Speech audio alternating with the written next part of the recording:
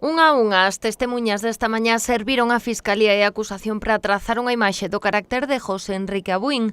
Os primeiros en declarar foron os seus excuñados Elena e Adrián, que vivían con el cando cometeu o crime de Diana Quer. Recoñeceron que nun primeiro momento mentiron para darlle unha coartada. Pideunos porque, como tiña antecedentes, nós pensábamos que non fixera esa animalada. Pero que les pidió exactamente que dijeran? Exactamente que tenían que decir? Que dixanos que esa noite saleu ca muller e que os teléfonos que un era ao revés, o sea, un dun e outro do outro. Usted cree a su cuñado capaz de asesinar a alguén? Non o creía.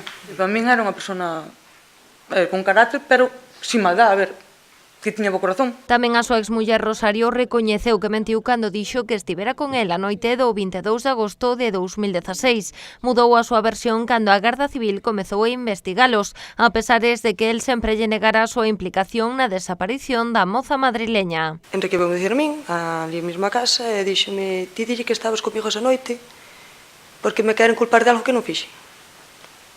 E xo, bueno, tranquilo, xa falou con eles. Falei por teléfono cos agentes.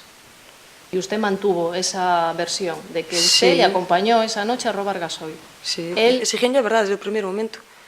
Porque levaba máis dun ano dicíndolle: Enrique, non terías nada que ver con esta rapaza. Usted le preguntaba insistentemente? Eu insistiño moitas veces. E el que dicía que non, contestaba? que nunca vira adiante. E usted le creía? Claro. E agora? Eu, depois de tanto tempo, a preguntar, dicíndome que non, unha vez que che din: mira que foi el. E agora? Agora, evidentemente que sí, que creo que sí, que foi el todo solo, claro.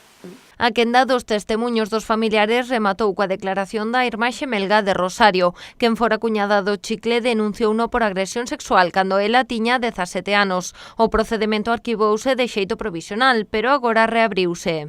O sea, que le ha dejado secuelas psicológicas, le ha afectado a su vida diaria. Poco a poco lo vas sobrellevando y te haces la idea de lo que te ocurrió y sigues adelante. Que no lo olvides, es algo que nunca vas a olvidar. Llega la fecha o a ciertos momentos siempre te viene a la cabeza. Hoxe tamén estaba citada a irmá de José Enrique Abuín. María Jesús decidiu acollerse o seu dereito a non declarar.